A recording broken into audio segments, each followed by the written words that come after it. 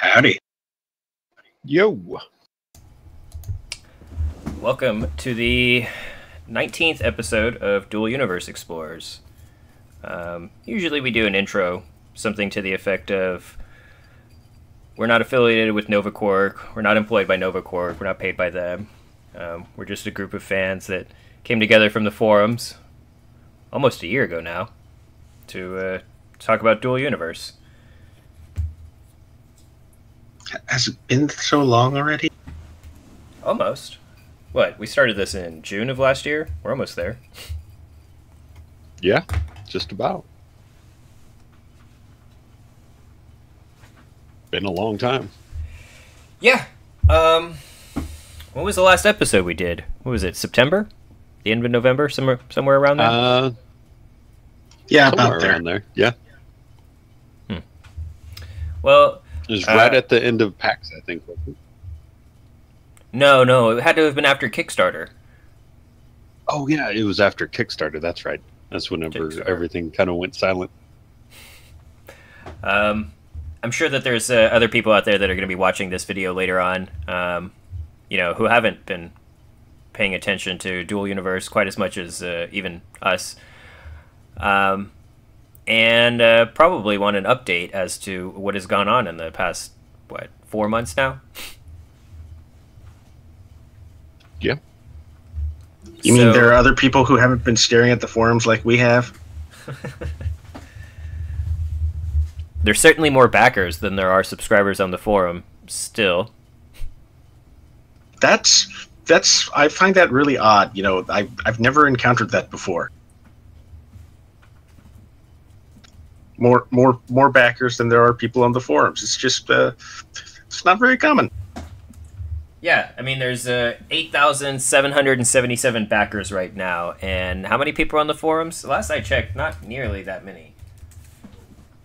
Total members 4,814.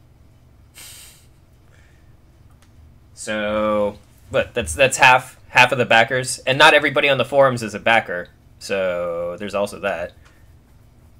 Though for the most part, I think everybody on the forums who actively post has contributed in some way. Things that haven't changed, the direction of the game, the schedule for Alpha, which is still the first half of 2017,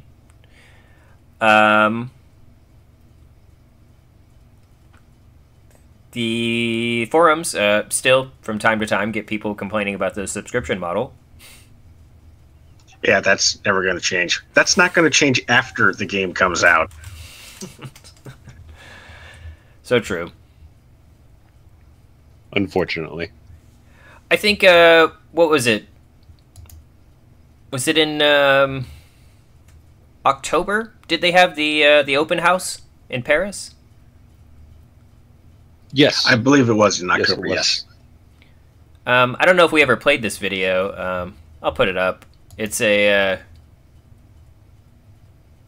video of the open house in Paris when they opened their doors for a day and they said, if you want to come to Paris, we'll let you see the game.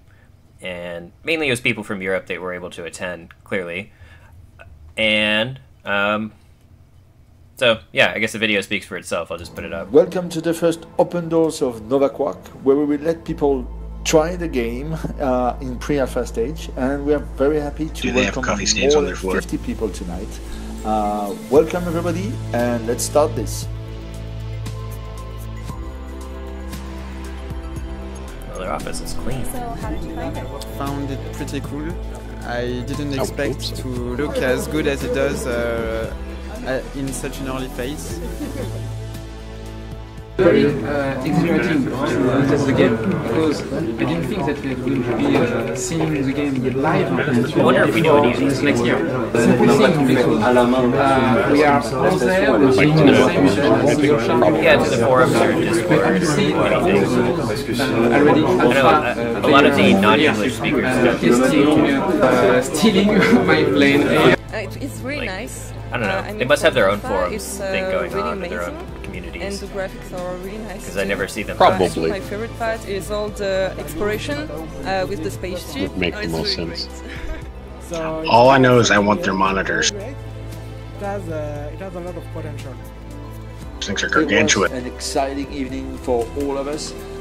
We got asked a lot of questions, and it was a great opportunity to A lot meet of the you same guys. stuff we've seen before. We hope to do more updates like this, as you know, the community is the core element in developing an MMO, and it provides us with invaluable feedback on our progress and direction.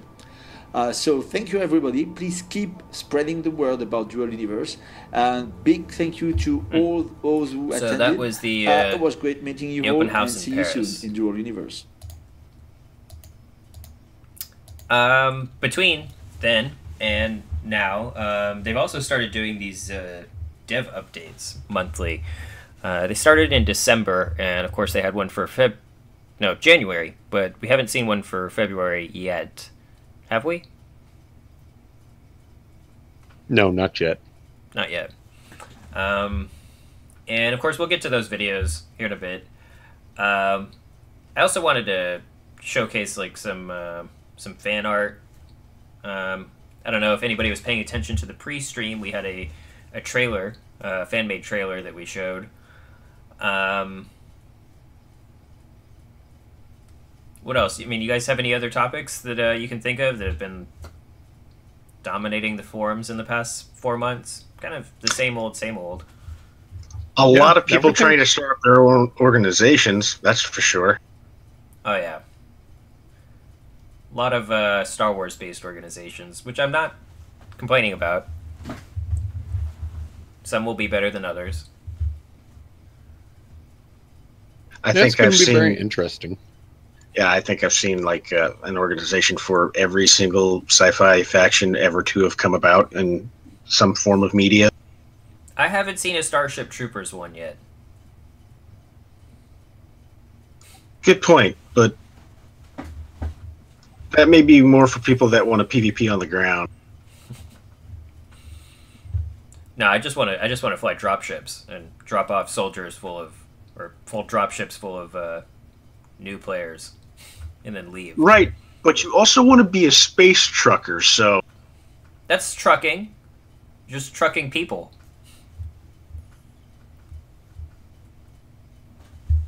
He does have a point.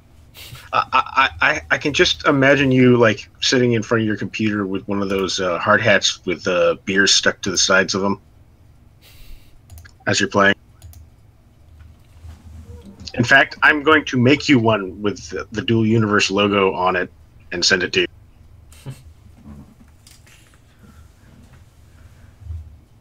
So, yeah, I mean, I guess I could just start playing these videos, really. They'll really fill in the gaps a lot better than we're doing. I mean, so much is... It feels like a lot has actually happened in the past 4 months, but if you haven't been following it actively, then it's hard to remember. Right, a lot of it's technical. When. Yeah. They did launch the server for a little bit, not to public use or anything like that, but they just to test it. Yep. They have a public dev... Or not public, they have a private dev server that's running 24/7 now with several hundred bots or something. Yeah. Constantly going just to make sure that's all good. I think they're still doing optimizations to that. Initial stability tests. Lovely.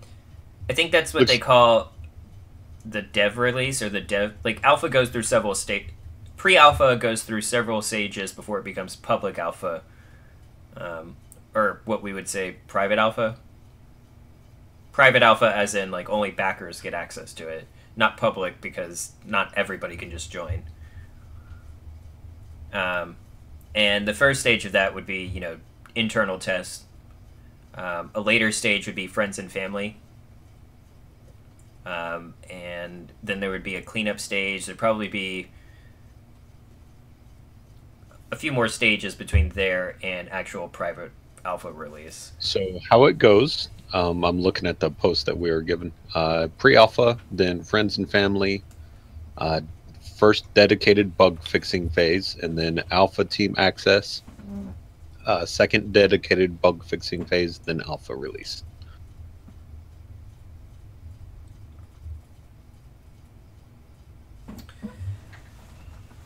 Yeah, So if you're lucky enough to be on the alpha team, you certainly have that to look forward to. And it's worth clarifying that the name of the alpha team is changing because it's a little confusing as to what that means.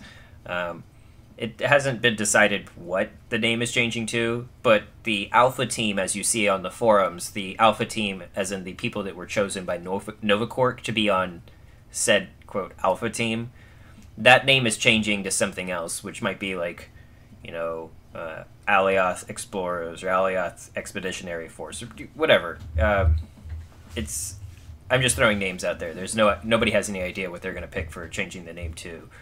But they're changing the name to distinguish from that selected group of players versus the alpha team, as in the backers of who contributed gold or higher for the Kickstarter or the pledging. Of course, those people have alpha access. Yeah, I wonder if we're going to get a different outfit too, because I know the alpha team members are supposed to get an outfit, the ones that backed through Kickstarter. Mm-hmm. But I wonder if we're going to get a different one, like the alpha team members. You mean the Expeditionary Force? Yeah, well, same thing. The Chosen? How about that? We'll just call them the Chosen. Yeah, that'll work for right now.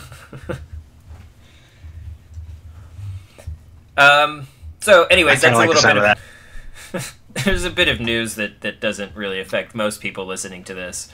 But it is something that's going to be changing because it was a little confusing when you're reading it on the forums to be distinguishing between the two different groups. That being said, I'm just going to kick on the December dev update. And of course, if you want to find any of these videos, they're all on Duel Universe's own YouTube page. And I mean, you can watch them there, you can download them, whatever you want. Yeah, I guess I'll just kick this off. This is the December dev update. They started doing these dev diaries to coincide with, I guess, like, what is it, the last week of every month they've been releasing these? Yeah, that sounds about right. Alright. Here's December 2016. Hi, this is Jesse. Welcome to the first Dev Update Diary. We've been pretty busy since the end of the Kickstarter, but I would like to keep you updated on a regular basis about the progress we make and the development news. It's going to be short, just a quick sneak preview into what we have done in the last month. Keep in mind that what we show here is work in progress. Many elements are still placeholders and non-final. The point is to let you in on the development process and get your feedback on the way. We've started to work on the territory gameplay by introducing territory units and some first basic managements of territory tiles. You can now deploy a TU, claim a territory and visualize the map. It needs a bit of polish, but it's functioning. We also did a lot of work on improving the performance and the rendering of the graphic engine, or ambient light and texture management, plus a few particle effects for mining, for example.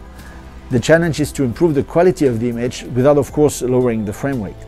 Artists need tools to be able to configure the procedural generation, create more interesting biomes and environments like forests, deserts, meadows.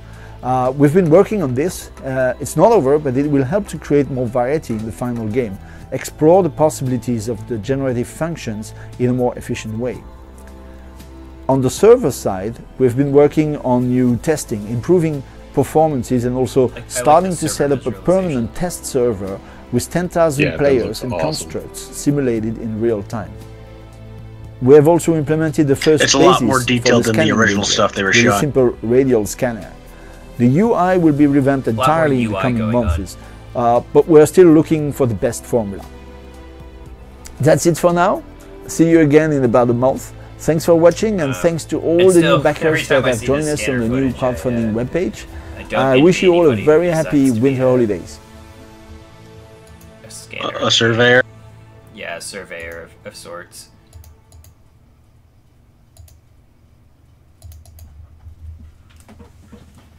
Yeah, but how else would they do it? I mean, that's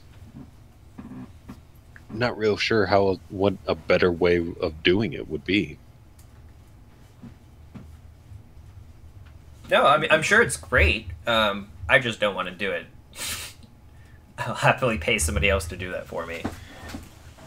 I'm sure it'd be a learned skill just like anything else. Yeah. Eventually, some people will get really good at it.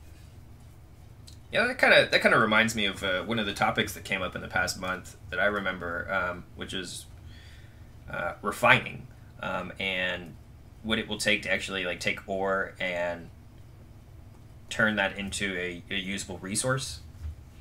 And you know, the going thread, or the comments on the thread that I was reading, seemed to be going in the direction of like, you know, yeah, I think it's a given that there will be some sort of refinery on the Ark ship, some sort of starter refinery.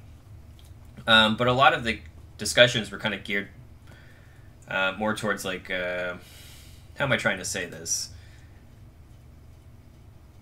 I don't think that they were thinking outside of the box enough in terms of what it would take to build better refineries, or kind of specializing in doing that kind of stuff. It kind of felt like the conversation was geared more towards like a solo player. Like, what would I do to be by myself, getting these resources out of the ground and refining this without having to interact with other people? Well, I think one of the things that that we should point out is nobody's quite sure exactly like how well you can refine things, or if you can refine things in different ways in the game yet. So, you know, if I have a refinery, a 0G refinery, I might be able to take one material and refine it in a different way than I could like on the ground with a refinery. We don't know enough about it to be able to sit there and say, well, what do you need to be able to do this? Yeah, but when I think about like refining, and I think about like, I don't know, for some reason I keep being reminded of EVE Online and how their skill system worked, and how they addressed like finding different resources and what it took to refine those resources. Like, you couldn't just go mine the best, I mean, not like Veldspar. Even Veldspar required a skill to refine it, but what were some of the rare resources in EVE? Like Mercoxite, I think, was one. Yeah, Mercoxite, Arc, Bistot, and Crocite. So those you needed skills to be able to refine those things. And how I would think that that would apply in Dual Universe is, I would think that it would be tied to the skill system, as in, if you took some sort of rare resource out of the ground, you would have to go find somebody with the skills to actually either make a refinery to refine those things and use the refinery, or B, just, you know, be able to use it. But I wouldn't think that, you know, just because you're able to dig it out of the ground necessarily means that you have the skills to refine it. And that if they wanted to take that further, they might make it like that you have to build better refineries to refine better things. But that might be a little too detailed. Who knows? Well, I mean, I don't think anybody wants to get into the depth of play required. For instance, like if we were to try and make it realistic on refining uranium, for instance, you know, create a spin fuser that separates out the more purified bits from the less purified ones. Nobody wants to get into that level of detail. Just sit there and say, my refinery can purify uranium. That's all you want, really. Yeah, but I would say something like, you have to level up a skill of some sort for your character to know how to use the refinery in such a way to refine the material. Not that you actually have to go in and do that, but you have to put in a couple of hours of training into your skill queue to unlock that. Right, I can agree with that. I preferred the more complicated refining process. You have to create a spin fuser to separate your uranium out into different types. It's worth mentioning. I know it's kind of crazy, and we weren't actually told that something like that would happen. But if you remember during the interview we did with JC, he actually mentioned, like, you know, when he played Minecraft and he played, I can't remember what mod. Industrial Craft 2. So he played Industrial Craft, and he talked about how he enjoyed like the depth of technology in there, like how things were complicated or detailed, and how you can imagine like a detailed chemistry system, coming in the game, or some sort of detailed. All I remember actually was the example about like some sort of chemistry technology tree happening. Well, that's why I keep throwing out the whole like refineries in space, because in reality, when you look at like actual science for a lot of these things, like I talked about the spin fusers for uranium, but just real basic stuff like if you create iron in space, for instance, even since there's no oxidization in space, and you just touch two pieces of cold iron together that were made in space, they will instantly weld themselves together on contact. It's just some of the coolest stuff, and that's what I'm talking about. You know, like if zero-G manufacturing could be like a really cool idea. You know, people make spaceports or space construction yards just because you can make something there in space that you can't make on the ground. A lot of it has to do with, I think, the vacuum of space too. I mean, like, I think that they can do that kind of stuff. Just taking the example of you know, welding two pieces of steel, I think they can do it with gold as well. But it's got to be super smooth, and it happens in a vacuum. And when it's a perfect vacuum and the surfaces are, I can't say perfectly smooth, but smooth enough, they will weld together. And that's like a thing that they have to design for when they send up satellites in space, or any sort of thing into space, is designing it so that parts don't fuse together like that. Cool stuff happens in space when there's no oxygen. If JC really wants to go into like the whole depth of how complex things could, we can get some really complex stuff into this game. Question is whether or not anybody really wants it that complex. You know, I would say, for the most part, there will be people who do want it that complex. And I get that it won't be that complex at release, but they keep saying, or they kept telling us, you know, hey, this is our vision for the game is going to take a while to get to. Like, when it releases, it's not going to be our complete vision for the game. It's going to be a couple of years of iterative updates before we get to that point. So yes, we can say they would say, like, I'm talking as if I was JC, I'm just quoting him here, but he would say something like, yes, we can promise, or we can say that we want to do these things, but it's not a promise that it's going to happen, and it certainly won't happen at release. So when he talks about like complex mechanics and stuff like that, I can foresee them doing that, if only because the player base that this game would attract would want those kinds of things. Well, I think there's also the idea that you have to... what kind of people you attract compared to what kind of people you're going to try and attract later. So if you make the game like very complex with its refining and construction processes in the game, and then you draw a certain kind of people, that's okay. If you make it really simple and then you throw that element in later, that's going to tick off a lot of people that join the game initially, just because they'll be, you know, people don't like change, particularly something that's going to be a drastic change. And I suppose that all depends on like how they stage their alpha or beta releases, but that can make a real difference. I don't think they're going to go too complex. Like they might add certain things to increase in efficiency of like refineries and stuff like that, so that you get more product per refinement, but you don't need those. Yeah, I can see that. My only question is, like, if they want to make things this detailed later on, how do you make those kinds of changes without drastically affecting like the market, affecting the way players play? How do you make these kinds of updates without fundamentally breaking things that people have spent, I mean, months or years doing? Like I said, just adding on products that increase efficiency rather than changing the whole tier. I get what you're saying there, but I also get what Yama's saying. So one of the things that's always been very interesting in a lot of MMOs, I'm not even talking about sandbox MMOs. WoW is a good example. A lot of people left WoW because they kept on changing the way your class played in its entirety. You know, you have to relearn an entire new system. Even if you just include things that increase efficiency, Yama's talking about, like, if you include a system that works this way and then you wind up changing it, how many people really want to relearn how to redo the same thing that they were doing before? I mean, they're going for one result, but they have to relearn how to do another thing.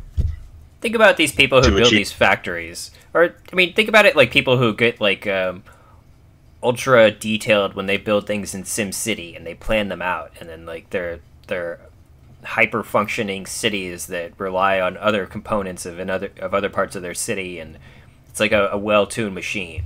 And when I think of people building factories, I think of them going into that kind of detail, like doing the math to figure out what their, you know, potential yield is based on the area that they're able to build any given factory in. And then one day, you know, I guess it wouldn't happen one day. I'm sure we would have some sort of notice that a change was like this was coming. But, you know, how do you make a change like that without affecting, you know, how people have built things? You know, you've built a city, or you've built a small castle for yourself, or a small base, and in your base you have enough room for your, you know, your refinery unit. And then one day they decide to add, you know, another component of refining. You have to take those things into account if these changes are coming out. Now, I imagine if these changes happen every 6 months, every couple of months or whatever, it's not such a big deal as if, you know, you're playing an early access game from Steam and, you know, every other day some fundamental thing about the game is changing because they're pushing out so many updates. Yeah. That's actually how Factorio works, is it's constantly changing, and you have to build a factory based on efficiency. Yes, but that's the actual game itself. That's what makes that game the game. True, but it's a good example of production. Like changing one machine that does something more efficiently, then you have to add that into the equation. Right. And it would mess up your entire factory. I guess it's something like people coming into Dual Universe would just have to understand, like, hey, the game is going to be evolving, so don't make anything and, you know, expect it to operate the same way 3 years from now. Like, changes will be coming, and what you think is the best thing right now certainly may not be the best thing 6 months from now. I just look upon it as the same way as people that ask for the survival components in this game. Like, this is not, it will have certain survival elements to it, but it's not a survival game where you have to sit there and, you know, start with wood, pick up a rock, make a house, learn how to build with stone, learn how to build with metal. It's not that type of game. I would imagine survival elements, just based on what we were told. We can't confirm any of this until they confirm it, but just based on what we were told, that there will be some sort of survival element in terms of having to feed yourself or provide basic needs for yourself. But not such to an extreme that, like, I have nothing and I'm naked on a beach. Like, you'll have the things that you need to go get those things for yourself. Like, you're not just going to be lost. Yeah. We have the nanoformer and all that good stuff, so there will be some basic elements, but for the most part, most of it's going to be taken care of for us. Speaking of the nanoformer, I saw their concept art for the new stuff. Oh yeah, I should put up that video. I'll put it up right now. So this is the January dev diary update. Yeah, I'll just kick it off. Feel free to do commentary. Hi guys, this is Jesse. Welcome to the January update diary. I hope you had a great vacation, and I wish you all a very happy New It's Year. just one of those things where I looked at lots it of exciting new said, stuff. "Oh, I'm gonna get to that looks in a cool." moment, but before that, keep in mind I'm not really, everything you know, we showed, as fond of it as work in progress, considering I introduced the myself as elements the and resident UI are space placeholder, wizard, and non-final. resident space wizards So, can't that being be said, let's just holding dive technological right in. items in their hands On the rendering side, as they do we've been their working space on a new wizardry. desert biome. I like this desert update. It's hard to see what they've done until you go back and watch the old videos. We started to play, and when you watch the old videos, you realize that a lot has actually improved about the way that the game is working in this new footage. So that you can see a little bit in the dark. Yeah, they have a lot more textures on everything for one. Is now in place. I like it. Allowed to sculpt the voxels with even more possibilities. Now you can actually tell what stuff is like stuff. This looks like rock that he's carving out. We worked on the functioning range of the jetpack. That looks like a tree instead of a two-dimensional sprite that's been replicated in the 360-degree arc. Of the construct while in build mode. On the physics side, we now have the foliage seems to go further. That are applied where the engine like so you need to position your there's the hovercraft in a logical way if you want to push your craft the physics in update. a given direction. We'll come back and we'll come back to this footage, which decreases with altitude, I think this is so you can build a nice. I like it. This one. Yeah, it's. We have also further worked on the actual in-game rendering of the nanoformer. Huge. This is still work in progress, but as you can see, if they're not going to give me wheels, this is decent enough. Into the nanoformer. And of course, there was the nanoformer have also footage set up our first live test and like I said, we'll come back to this footage. Running on it some of this stuff is worth going over. The dev team can connect on Here's the footage of the stability and live check the gameplay server in a loaded environment. This is, of course, an internal-only server. Stress on the server to test but the game they are running it apparently 24 hours a day now, and they have several hundred bots. That's it for now. Thanks for watching, and thanks to our ever-growing number That's a pretty good stress test. See you next month for lots of new cool stuff. What they need is several hundred bots doing changes. I think they mean like randomly digging, building things. So the first thing I want to get to is this this footage of this hovercraft, because this is the physics update.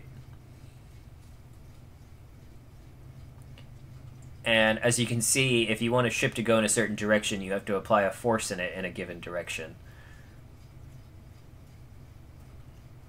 Now, the GIF I have here is a little bit choppy, granted.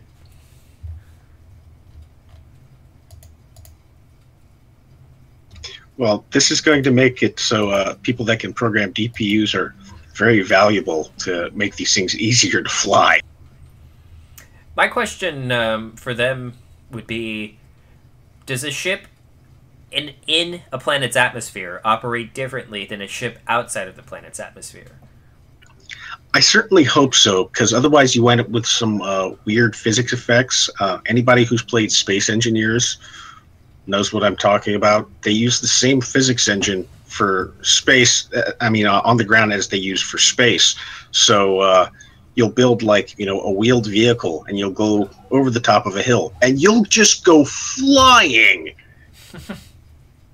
You just won't stop. And then there's the whole idea between what blocks have durability and what blocks, will just break apart. So you'll sit there and do things like you'll run into a giant massive tree and you'll just knock it down, but you bump into a pebble and your vehicle flies apart. I would like to, for a ship's the ability for a ship to accelerate or even slow down might be affected by the type of atmosphere there is on a planet. Could be interesting. Of course, I'm hoping for later on for them to have weather with actual weather effects or some sort of corrosive effect. I know they were talking about avoiding certain types of making certain types of planets in the game. There won't be gas planets? Yeah, I don't think there's going to be super gas giants like Jupiter or anything else like that. At least not initially. Because as it stands right now, there's no way to really, exploit it other than the fact that it's there. I think it'd be cool if you could put things like a ram scoop on the front of your ship and collect hydrogen from a planet, but that'd be epic. Yes. I think it'd be also very interesting having to design what we were talking about before on the forums, really early on, how you could make certain planets have more or less gravity, so you could sit there and create things like somebody wanted to make a Stargate and, you know, put a wall in front of it. And I thought, well, if they make it so planets have like more or less gravity, you could always find like that planet with a lot of gravity, build your ships specifically so you can escape that gravity. But if somebody else didn't design their ships for like really heavy gravity environments, put your space gate right next to it and then just watch them all fall to the planet. Yeah, that'd be pretty funny. I mean, there's a lot you can do with voxel technologies and just attaching a certain attributes to certain voxels.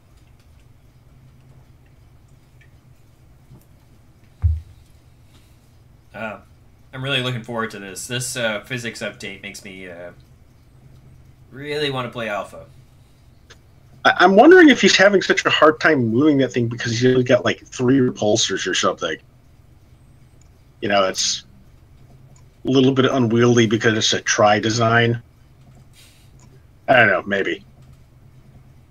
Could be any number of reasons. Right, because he seems to have to engage the front one a lot more than he does the back two. He also said in one of the videos that he's a really bad pilot, so... Yeah, I saw him. I remember that video when he landed on top of another ship. If you notice, there's no pilot in this ship. In the hovercraft. Is he flying it through like drone control, or is it just because the pilot itself has not been rendered when he jumps in it? I would say that this is scripted.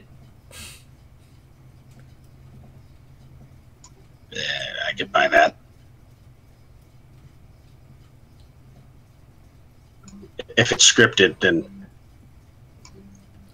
he's a really bad pilot even when scripting. But they could just be trying to like demonstrate that there is some forces being applied to it.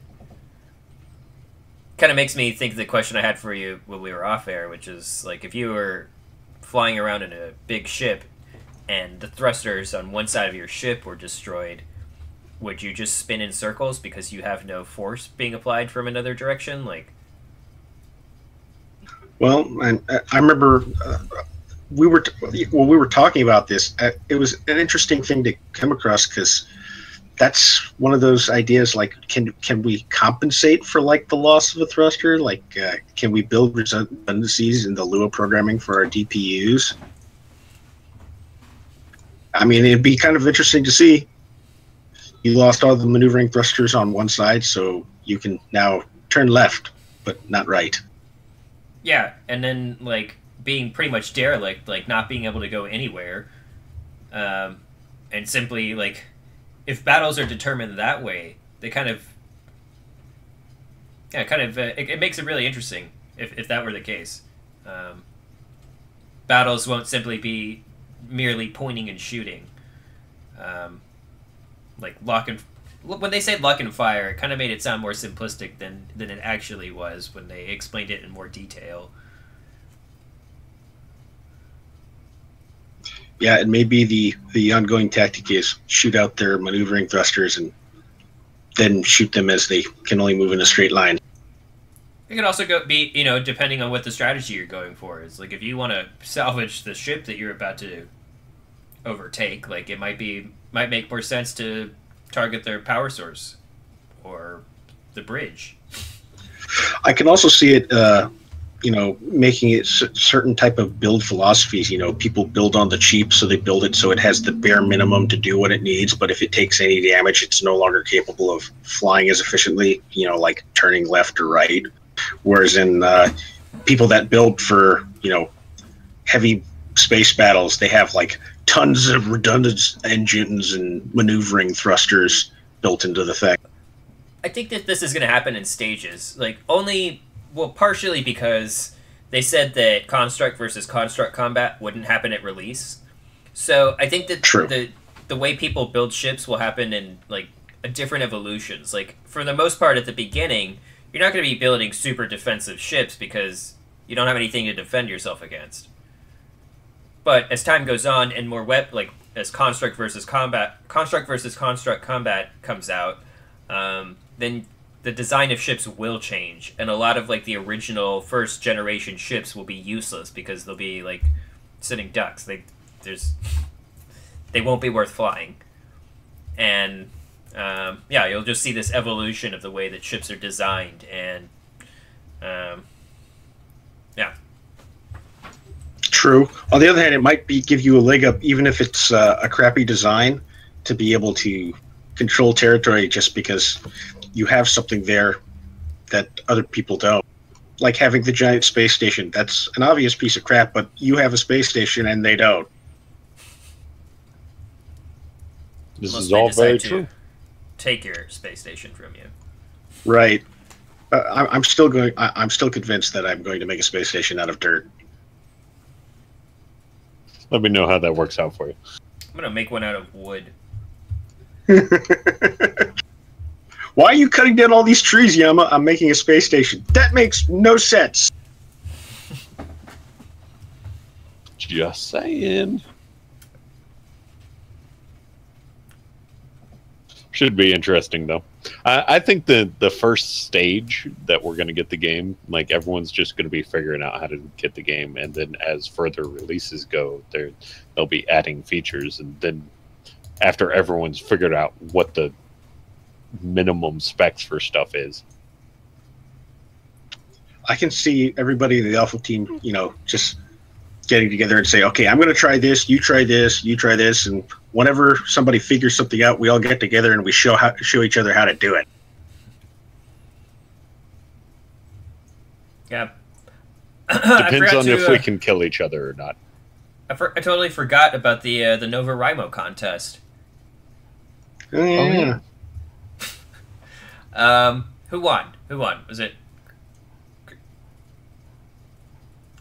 Who won? Hang on, let me look. I'm looking it up now. It was...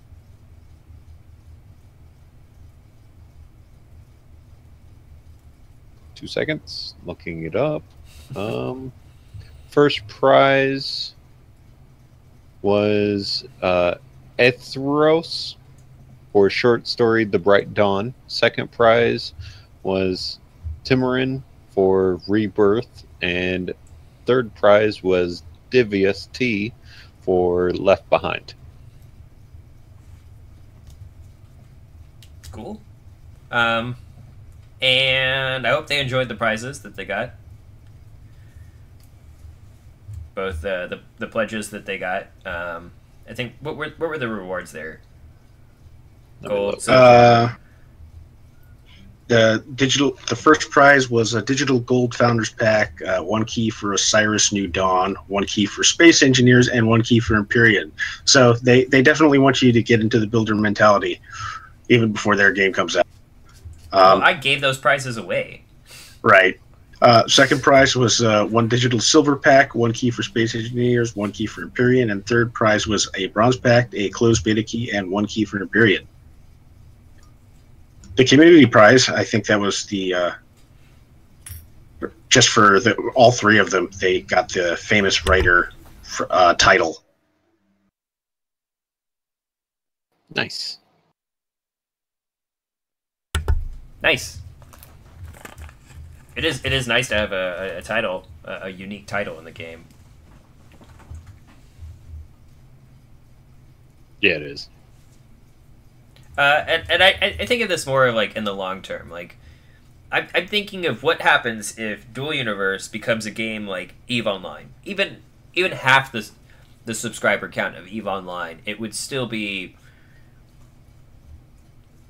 game changing. Like, it would still be something unique that there's nothing else out there like it. It's something that we've wanted. It's the game that I've wanted for quite a long time, and I just I don't know. I don't see any way that they won't be able to succeed if they're able to pull off what they've said and what we've seen in this footage.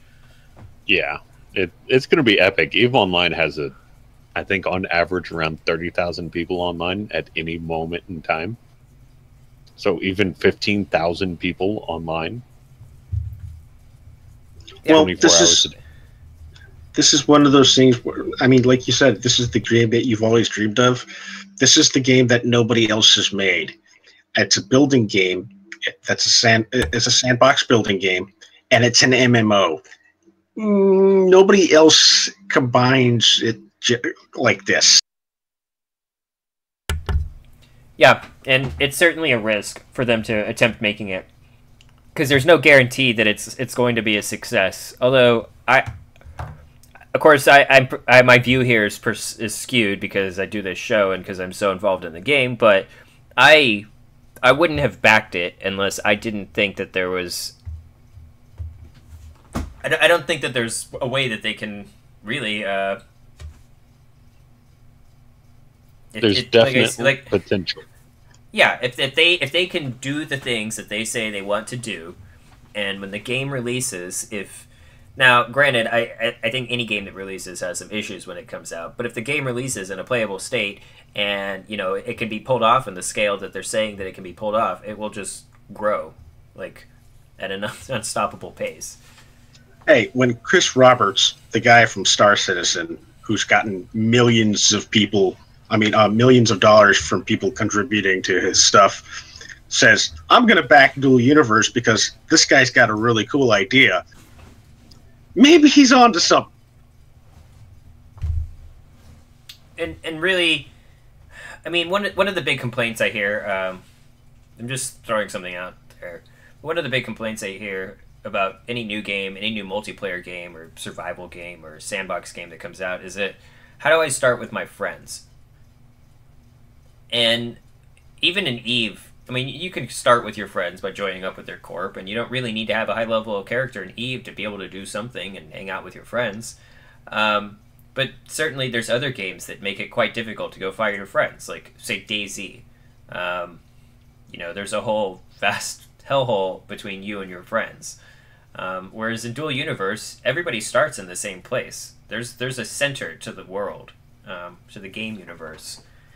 And finding your friends, you'll be able to hop into a world where there's potentially thousands, tens of thousands, or hundreds of thousands of other players. And yeah, I mean, you won't have to go find a server to join. You won't have to go, do anything special to just hop in and be part of the world. And I think that the immersion that no loading screens and just being one fluid, dynamic universe brings, I don't know, people are just going to get sucked into this game. You guys certainly know it.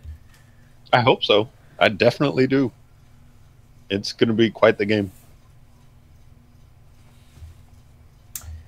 What else? What other kind of footage do we have to show? We don't really have any footage to show. Nothing past that. Then they've been kind of quiet since Kickstarter for obvious reasons. They're working hard on the game, so. Well, I'm sure if they come up with a new feature, we'll be one of the first to hear about it, and then we can talk about it some more.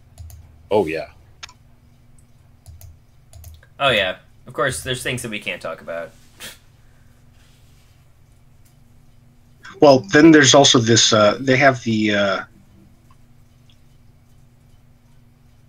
GDC coming up, and JC's going to be there, and so they have they wanting people to submit their questions on the forums.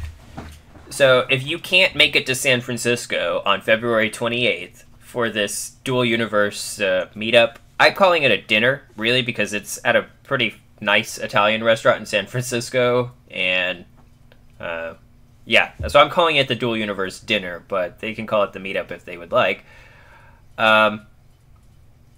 Then you can submit your questions on the forums. Everybody has the opportunity to submit 3 questions, and they ask that don't spam the thread and don't post any needless comments in that thread because they simply just want questions in it.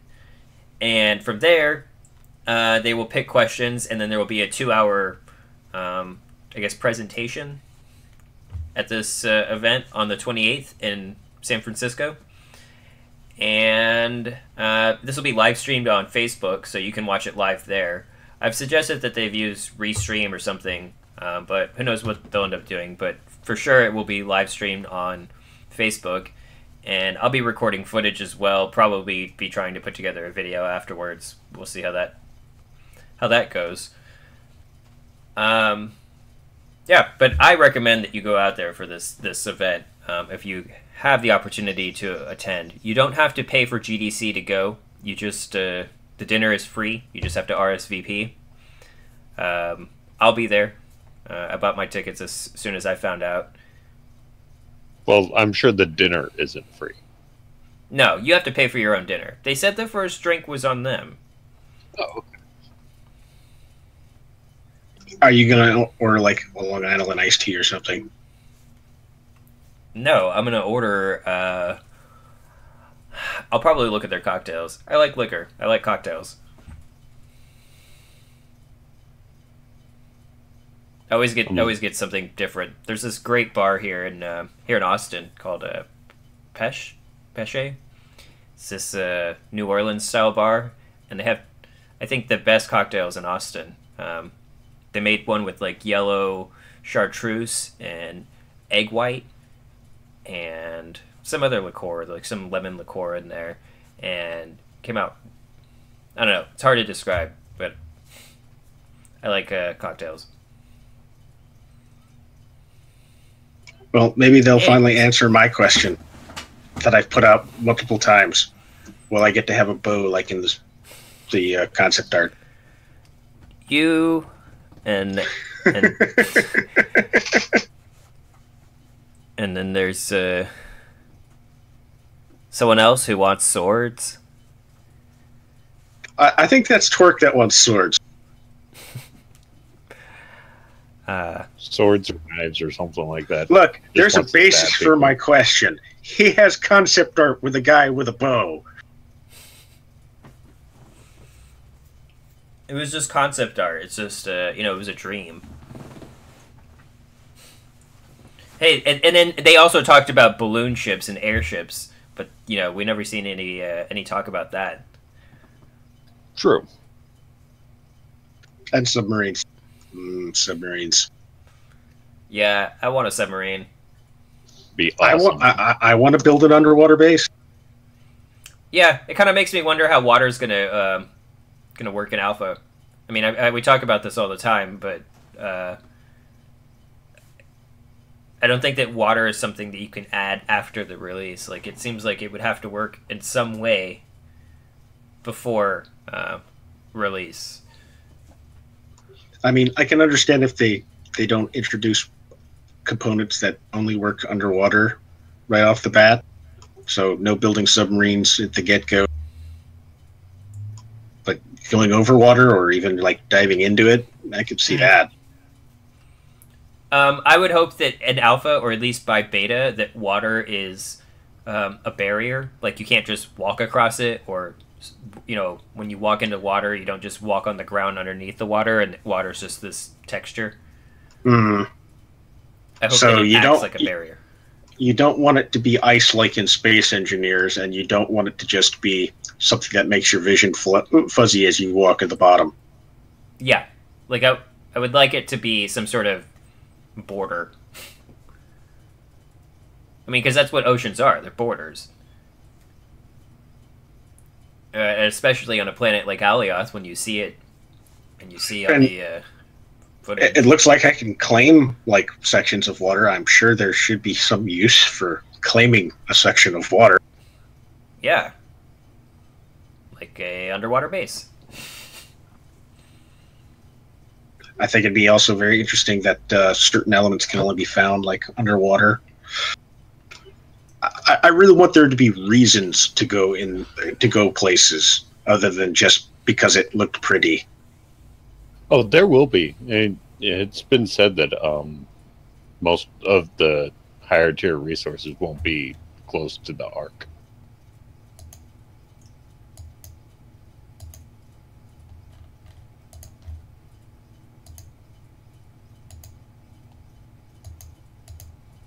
I know. What else have they covered so far? What else have they covered in the devlog? I know they've covered the fact that things will regenerate after a certain point of time,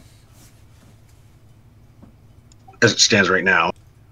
Things will not regenerate after a certain amount of time. Allow me to be more specific. Certain things will regenerate after a certain amount of time. Like what? They weren't talking about like so if there's a particular resource that you can mine, like iron or cobalt or whatever they come up with, that doesn't regenerate. But certain terrain around like certain areas that have been claimed will regenerate. So like, a tree will grow back. Oh. Yeah, I can't imagine like holes in the ground being refilled though. Yeah, no. That's simply because that they already said no because it was too hard to determine what is a legitimate, like, what is something that somebody has dug legitimately to have there, and what is the difference between just ugly terrain. Right. I still want to find out like what happens when you log off. You just vanish. I want to know what happens when you log off inside a moving object like a spaceship. Yeah, that's going to be the interesting one. Well, what I mean by what happens when you log off is I understand you just vanish, but do you spawn in the exact same place when you log back on? I would hope. Because what if somebody builds something there?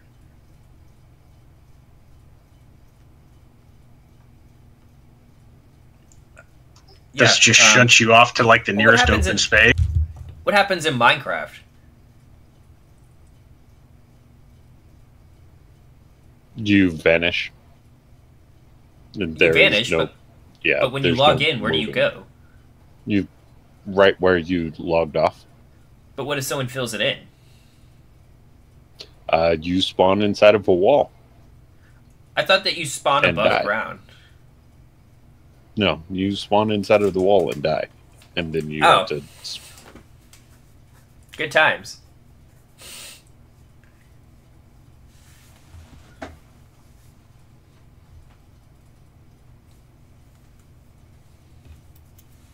So, yeah, I wonder what will happen.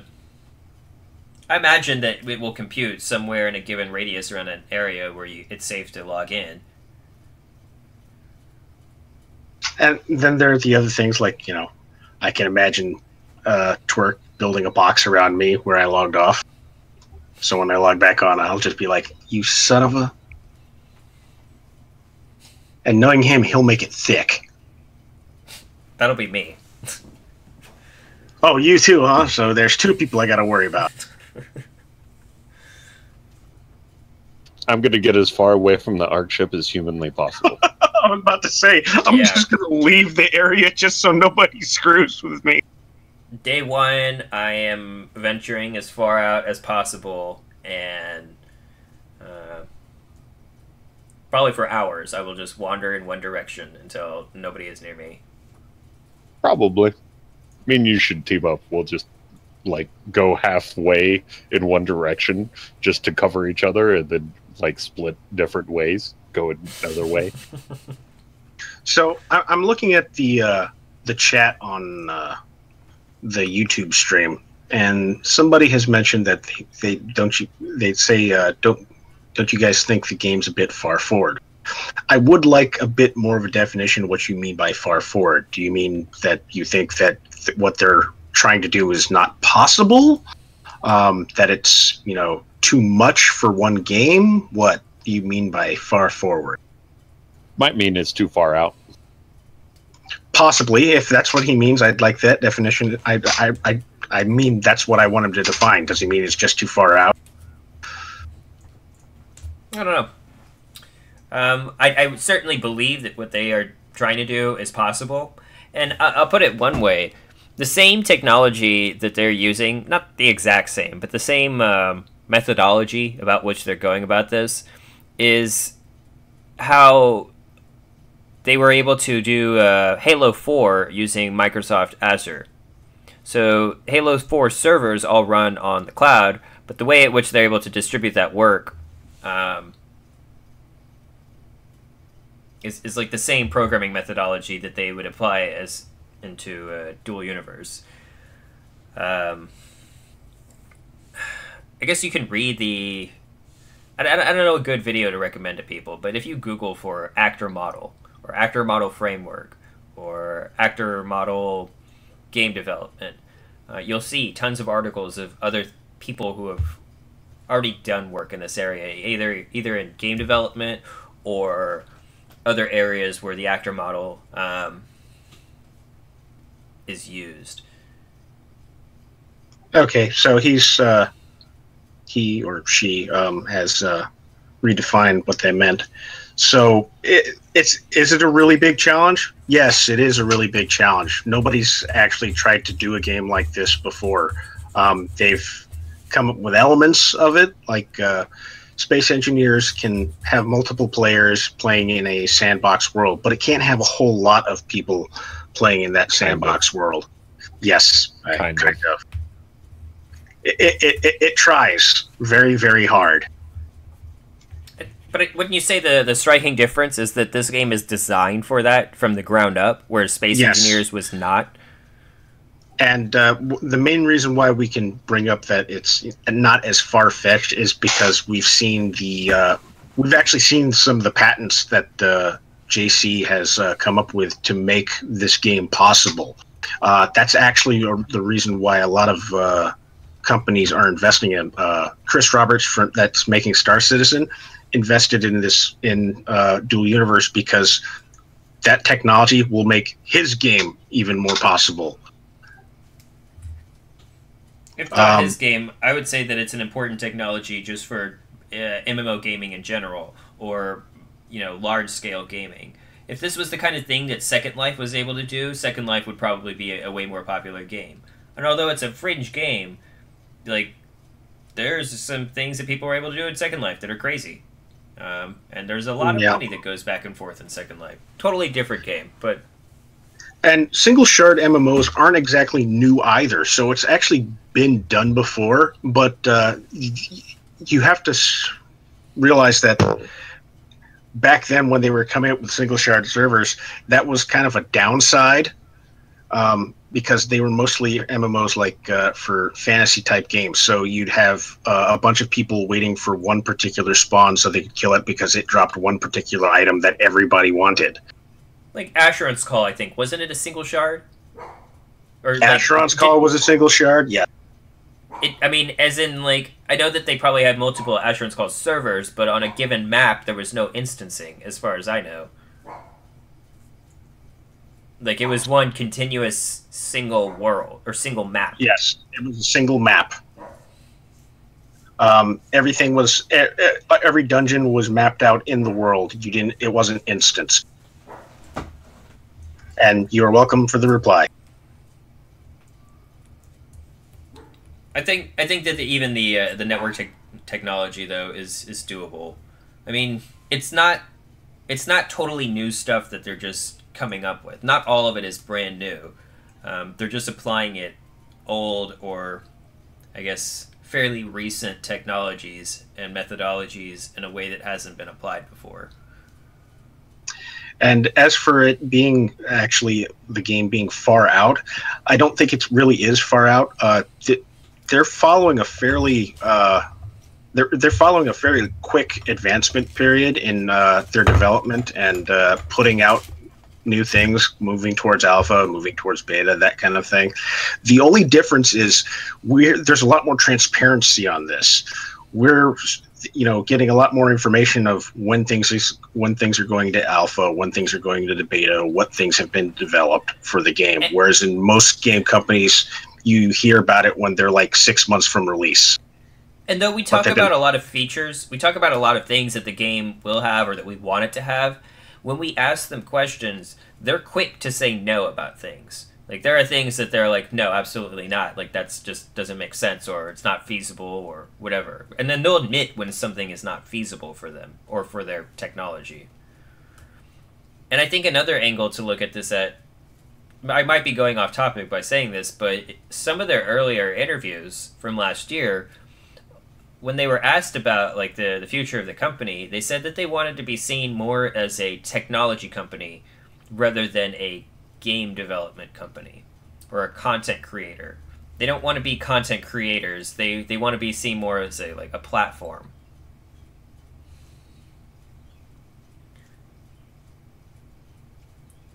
And it's kind of interesting to see it that way, considering there have been a couple of other companies that have been doing the same thing. Digital Extremes, for instance, they're the guys that make Warframe. Their game has been in open beta forever, but they're looking at it more as along of a platform for them to build off of. Yes, they want to make a game. Yes, they want to make it really cool, but in reality, they're making the technology there. That's an entirely new game engine. Warframe, yeah. Warframe is pretty awesome, though. Well, that's it may be a bit grindy, but one of the things I find very interesting that I point out to people is that it requires maybe a quarter of the actual processing power that most other games running Unreal Tournament engine or the Havoc engine or the Cry engine. It just, tops out most computers when you're running games that use those engines. And yet Warframe can be running at, max resolution on fairly low end hardware.